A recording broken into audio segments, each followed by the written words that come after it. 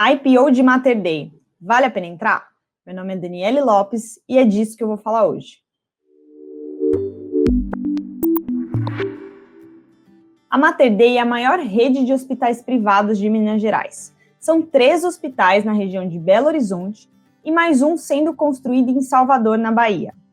No prospecto, claro, eu até encontrei o nosso velho bingo de ecossistema, plataforma integrada e digital e todas aquelas palavras que os banqueiros usam para produzir valuations maiores.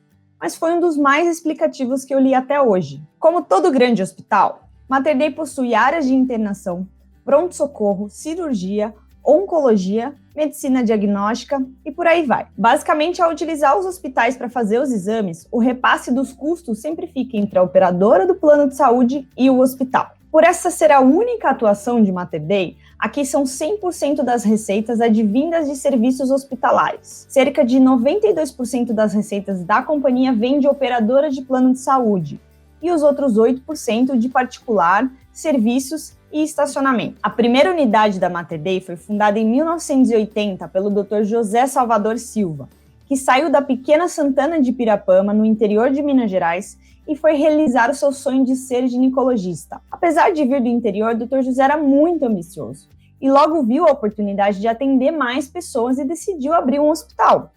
O Mater Dei foi inaugurado em 1980, mas os registros ainda constam 1984, mas desde lá já nasceu com foco em inovação. Em 1989, eles faziam fertilizações in vitro e em 1996 já foi feito o primeiro transplante de fígado bem-sucedido em Minas Gerais. Em 2000, eles dobraram a capacidade com o Mater Dei Contorno, e a terceira unidade em Betim Contagem foi inaugurada em 2019. E a primeira unidade no exterior, que a gente fala, fora de Minas Gerais, vai ser inaugurada em Salvador, no primeiro semestre do ano que vem. O Mater Dei atende desde o primeiro nível de cuidado até os exames mais complexos. Seu foco está em regiões de médio e grande porte, com população média alta renda e com ticket médio de plano de saúde mais elevado. Hoje, a companhia oferece mais de 60 especialidades em seus hospitais, ambulatórios e laboratórios clínicos. São 3.500 funcionários, 1.081 leitos hospitalares, sendo deles 540 leitos operacionais, e a companhia presta serviços para mais de 85 operadoras de plano de saúde. Além do crescimento dos leitos, a companhia busca crescer via aquisições para acelerar seus ganhos e ter mais escala. Mas para o Dr. José, as aquisições são um bicho completamente diferente, é realmente uma novidade na companhia. Agora vamos falar dos resultados. Com os dados divulgados entre 2018 e 2020, a gente vê que a receita líquida da Mater Dei cresceu mais ou menos 5% ao ano. E essa queda de 2% na receita líquida nos últimos 12 meses, ela foi causada por um fluxo menor de pessoas no hospital, advindo mesmo do lockdown causado pela pandemia. E embora o hospital recebesse menos pacientes, os custos com pessoas, com materiais e com medicamentos não pararam de chegar. Então você tem uma receita menor, com os custos obviamente ainda estáveis. Isso fez com que o EBITDA caísse 40% em 2020. A construção do novo hospital também elevou os empréstimos de Mater Dei, e também puxou por consequência suas despesas financeiras. E tudo isso derrubou o lucro líquido em 2020, caindo menos 47% na comparação anual. Após as obras serem finalizadas, o fluxo de caixa do novo hospital vai ajudar no pagamento do financiamento, o que já faz parte também da estratégia da companhia. Os resultados de Mater Dei são bons, mas mesmo antes da pandemia, a gente não via um crescimento orgânico, ou seja, sem aquisições, que fosse realmente digno de ovação de pé. Com a pandemia, a análise do histórico fica claramente prejudicada. E, em contrapartida, a análise dos riscos não fica. Os riscos são muito claros, principalmente quando a gente fala de aquisições. Entre Redditor, Dasa e Apivida, essa última que acabou de adquirir a Intermédica, a competição é bem parruda. Redditor vale 127 bilhões de reais, Dasa vale 70 bilhões de reais, e a Apivida mais a Intermédica juntas vale 110 bilhões de reais. O mercado de hospitais brasileiro já é um mercado de gigantes. Mater Dei, após o seu IPO, deve valer mais ou menos 10 bilhões na bolsa. Obviamente, quando a gente olha receita EBITDA e lucro da companhia em 2020, a gente já consegue perceber que Mater Dei é uma recém-chegada entre as demais companhias.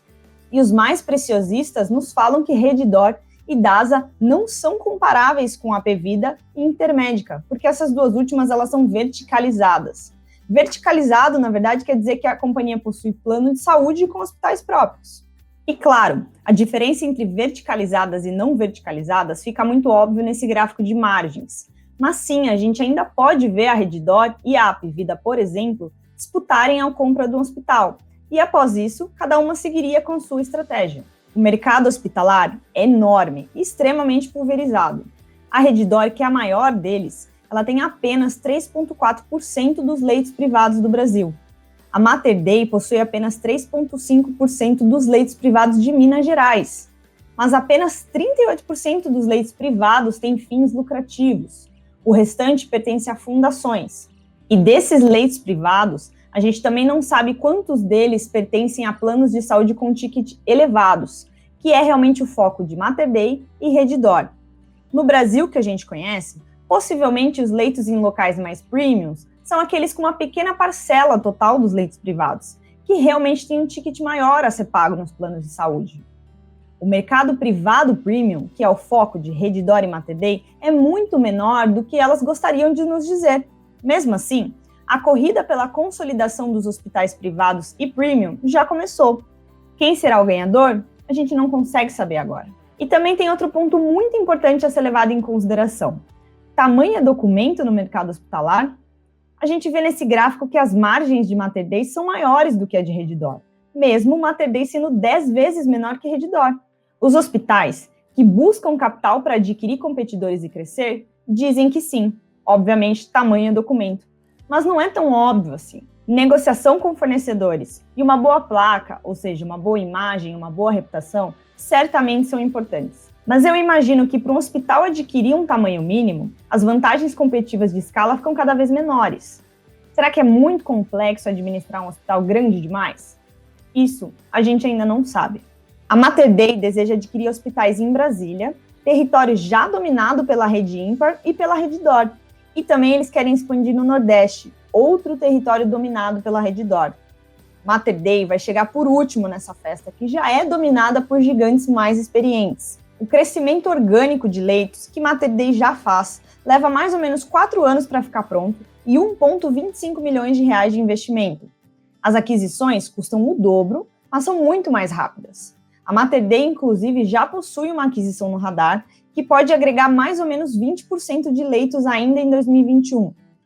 Mas é muito válido, e eu preciso ressaltar, que mais ou menos 70% de aquisições das empresas no mundo dão errado. E é claro, tudo parece maravilhoso nas apresentações de PowerPoint que a companhia faz.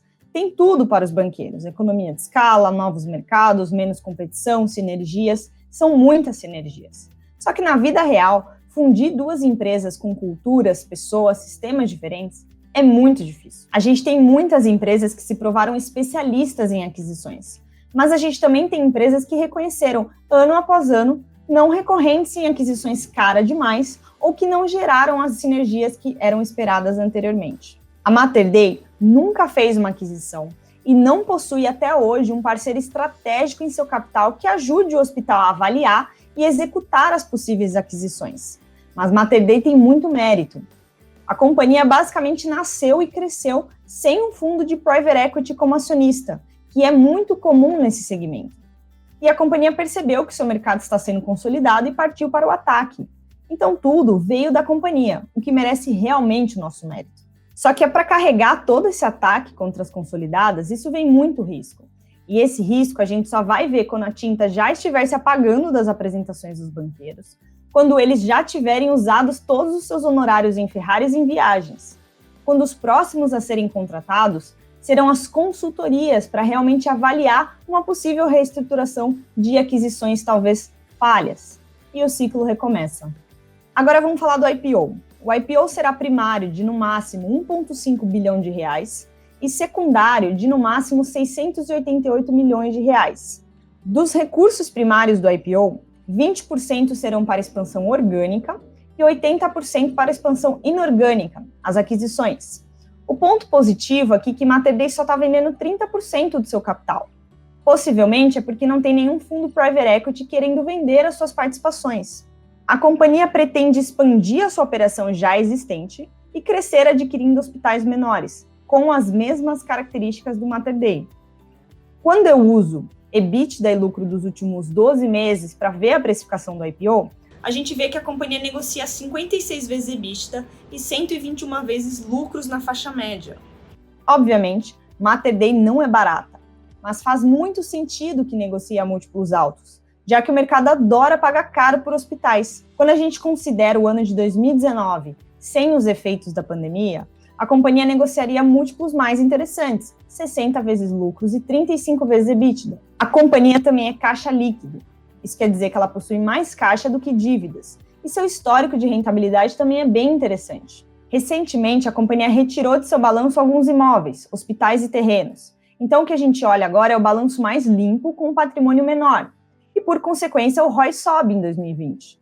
O negócio é bom, é lucrativo, tem ROI alto, não tem dívidas, passou por um 2020 difícil, mas pode ter ainda um belo crescimento orgânico com esse hospital em Salvador que será inaugurado e com as suas futuras aquisições, que obviamente a gente já falou bastante dos riscos. E aqui agora a gente vai fazer uma ponderação. Dessa vez, eu consegui conversar com o Mater Dei e ficou muito claro os seus planos de crescimento. Gostei bastante. A empresa mineira é pequena, mas com planos bem ambiciosos. Eles podem sim disputar mercado com as grandes e conseguir galgar um espaço. Mas Mater Dei está sendo oferecida ao mercado com os mesmos múltiplos de Redditor. Se nesse mercado tamanho é documento, Redditor sai na frente, porque ela é 10 vezes maior. Além disso, Redditor possui um histórico de 39 aquisições, que nos deixa muito mais confortáveis com os riscos envolvidos. Eu vou acompanhar a empresa de perto, mas por hora, recomendo que você fique de fora das ações. E é isso aí, pessoal. Se inscreve aqui no canal, porque eu estou sempre fazendo mais vídeos sobre IPOs. Inclusive, comenta aqui embaixo qual é o IPO que você quer que eu analise. Obrigadão, pessoal, e até o próximo vídeo.